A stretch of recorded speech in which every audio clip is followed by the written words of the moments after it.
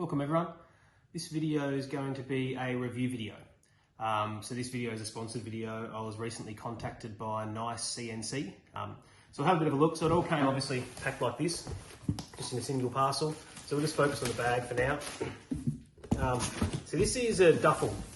So I had seen it online as well. This is like 53 US, so that's 75 Aussie dollars. So it's probably one of the cheapest I've seen around. This is the black one. They've got bright yellow as well, so it shows the black. Now the black does have a bit of sort of shimmer texture to it, the colouring, how it works. Now it's made out of 500D PVC. So it's 66 litres, nicely tells you there. And I was thinking about this before I even opened it. I was wondering whether it's totally round or whether it had a flat base. And it does have a flat base. I think most of them do, so it sits nicely flat on the bike. So they've got their logo here. Nicecnc dry pack. Exploring with you. Down the back, exploring with you again. And it does actually have some external pockets, which seems good. So I guess depending which way you have it, back or front. So that's just for an external pocket. Oh, that's pretty cool. Straight away I know for me on my bike, that would be quite good if it's not on my backpack, to chuck your first aid kit in. That feels quite strong to pull on. It's got a valve as well, so you can obviously cinch it down and squash the air out, and then do it back up so it stays really nice and squashed down.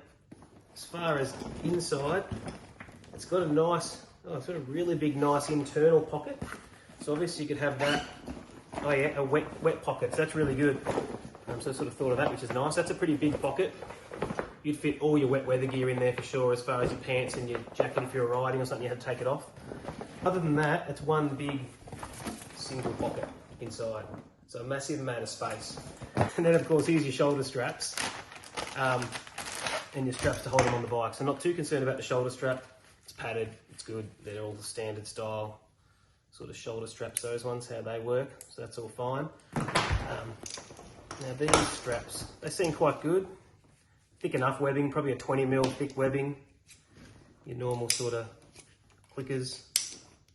Oh, and actually got some spring aspects in them, like your rock straps. So you've got a bit to get it cinched down, it can't vibrate loose. That's quite good. So obviously you got one, and then you got your second one of them.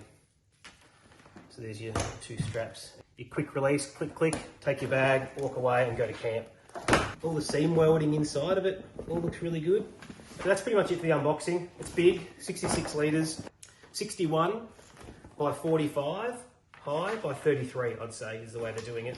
Once you cinch it down about there and blow it up with air, which is a good size. So once again, obviously, for a motorbike, that's not going to exceed your panniers on your side. Okay, so we moved out to the bike. So I just got a couple of these bed rolls to put inside the bag and my jacket, just to bolster it out a bit so it's got a bit of shape. And we'll see how she goes at strapping on and see how the straps work. Okay, so those two in there, and the jacket gives it a bit of shape. So obviously doing up the zip. So it's got the waterproof zip. Now obviously they're not ever waterproof tight at this point, because same with the Velcro ones.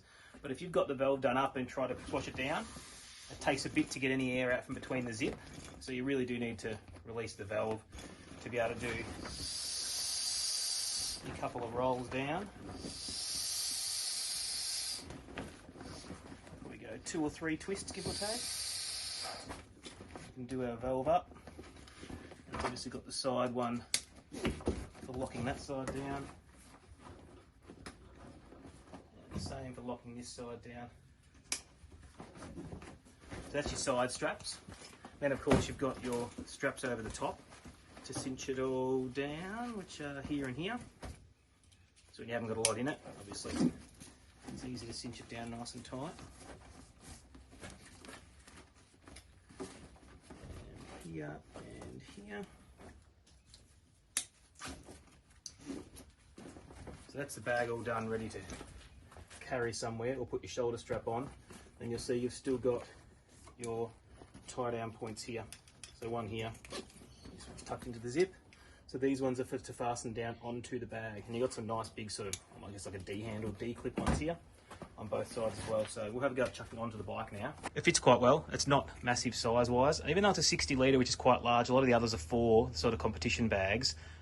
It's more the overall diameter volume that's different. As far as width, they're all about 600 wide, so 60 centimetres wide. So you can see here it fits perfectly on the back, sort of flush with the rear. It's not too wide. if I get it exactly center, so you can see the pannier racks, the panniers stick out. They're going to stick out to about, you know, this sort of level here. So size-wise, not too bad. So now I have a go at strapping it down. So we'll find some anchor points at the rear here. So we'll probably take off around here, and then similar at the front. Okay, so like I said, strapping down points you've got here, your clip, and the same on the rear, clip. So the front ones have just gone through the loop on themselves, through the handle, so they're retained in this point so they can't slide forward.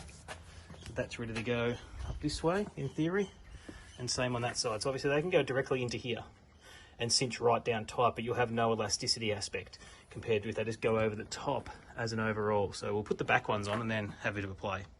At the rear, they go perfect around the frame and cinch off over the top of the ones that go for my panniers, so they'll sit back that way and can come straight up over the bag, and again cinch straight in or go over the top. I'm assuming the other one is if you're actually strapping something on top of the bag as well, you can go all the way up and have that elastic one to cinch it nice and tight. So we'll put the other side on, then we'll cinch her down and see how she looks. Okay, so down there all clipped in loosely. So you got one here, one at the back here, one here.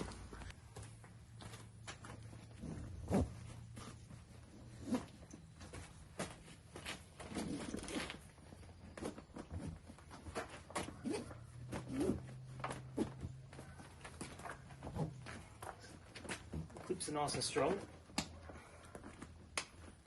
Once you bump them, they don't clip undone. So there's a decent chunk of force on there. And then you've got little elastics for the excess on these that you can just tuck it into. Good having the valve too, because here's where you could have the valve undone in case you needed to cinch down further, then tighten up. But really this backpack will be cooking gear, clothes, food, and that's about it. All my camping gear, sleeping bags, all that's in the lower panniers, but I like how that cinches down, because like I said, I'm not going to have it full for the 60 litre capacity, but that goes down good, nicely retained around here. You've got that extra thick layer on the bottom and grippy. Obviously again, all these have got the little Velcro strap to retain the excess. You don't want stuff flapping around. You've got your little fluoros and everything.